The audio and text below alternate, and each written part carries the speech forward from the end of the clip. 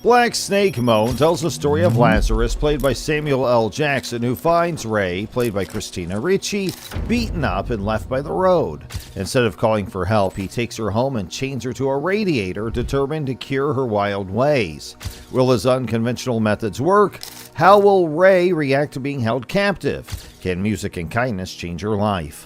With a mix of drama, intense performances, and soulful blues music, this film offers a unique look at healing and redemption. Are you ready to see what happens next? Well, for that you have to stay tuned till the end. Deep in the Mississippi heat, Lazarus, a once famous blues guitarist, was drowning his sorrows in religion and farming. His wife had done him wrong, leaving him with a bitter taste in his mouth. Ray, a young woman down the road, was struggling with her own demons. Her boyfriend Ronnie had left to join the army, and without him, she felt lost. To numb the pain, she chased fleeting pleasures, but it only left her feeling empty. One night after a bender, Ray ended up beaten and alone on the side of the road. Lazarus, on his way to the market, found her barely breathing. Taking her in felt like the right thing to do, a chance to ease his own pain by helping someone else. When Ray woke up, she was confused and scared. She tried to run, but Lazarus, fearing she'd hurt herself, chained her to a radiator. Ray was furious. This God-fearing farmer was keeping her prisoner. Lazarus, though, believed he was on a mission from God. He saw Ray's wildness as a sickness, a sin that needed curing. Their days were filled with tension. Ray fought against the chains, yelling and swearing.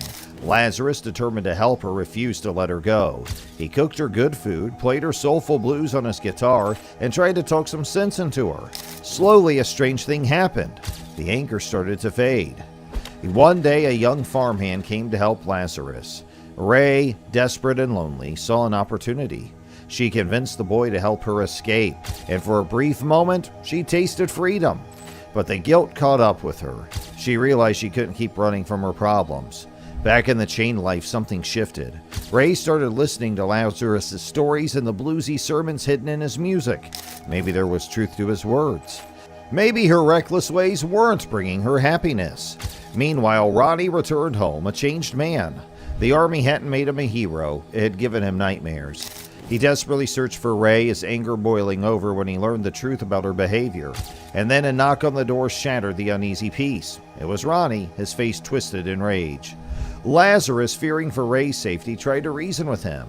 Ray, for the first time, stepped in. She spoke calmly, admitting her mistakes and explaining how Lazarus had helped her see the light. The tension hung heavy, but something unexpected happened. Ronnie, seeing the change in Ray, calmed down. Maybe she wasn't the same reckless girl he left behind. Maybe there was hope for them after all. Lazarus, seeing his mission accomplished, finally unchained Ray. It wasn't a magical fix, but a start. Ray was far from perfect, but she was on a new path, one paved with self-discovery and maybe, just maybe, a chance at real love. The blues may have brought them together in an unconventional way, but it also offered a chance for healing, forgiveness, and a melody of hope for the future. He realized he couldn't keep Ray chained forever. He wasn't a jailer and she wasn't a criminal. He set her free, a bit unsure if he'd done the right thing. To his surprise, Ray chose to stay. Maybe this strange situation, this forced closeness, had grown on her. One stormy night the power went out. Huddled by flickering candlelight, Ray made a request. She wanted to hear him play a song, a specific one. Lazarus picked up his guitar and poured his heart into Black Snake Moan, a bluesy plea for healing and redemption. This music filled the air, a language both understood. The next day, Ray felt a new fire burning within. She couldn't stay cooped up on the farm any longer. She needed to face her past. With Lazarus by her side, she ventured into town. There she confronted her mother, the root of much of her pain. It was a raw, emotional showdown, but Ray finally spoke her truth about the abuse she'd suffered. It was a step towards healing. Meanwhile, Lazarus found himself drawn to Angela, the kind pharmacist who always had a listening ear. Their shared love for music sparked a connection, a gentle melody blossoming amidst the blues. He even took the stage at a local bar, his fingers flying across the guitar strings, pouring his soul into the music. Ray and the audience watched him with a newfound respect. Suddenly, the peace was shattered. Ronnie, back from the army, spotted Ray at the bar. Jealousy and anger boiled over. He stormed into Lazarus' house, gun drawn. The room tensed, but Lazarus remained calm. He talked Ronnie down, reminding him of the love he once shared with Ray. The pastor arrived, a wise voice offering guidance. Ronnie and Ray realized something. Maybe they were better together than apart. The scars of the past couldn't be erased, but they could learn to face them together. They decided to get married, a chance at a new beginning. Their journey wasn't over. As they drove away, Ronnie's anxiety returned, a dark cloud threatening their happiness. Ray, too, felt a similar pull towards recklessness. But this time, they were different. They held on to each other, a promise whispered in the car. They would face their demons together, one step at a time. On the television program Ebert and Roper, filmmaker Kevin Smith stepped in for Roger Ebert and enthusiastically praised a particular film as the best of the year so far. Smith highlighted the performance of Christina Ricci and Samuel L. Jackson, noting that this was Ricci's strongest performance since her early films and Jackson's best since Pulp Fiction in 1994. His co-host Richard Roper also gave the film a thumbs up. However, Matt Glasby from Film 4 had a different opinion, awarding the film only 1 star out of 5 and describing it as a mess that could make your gums bleed.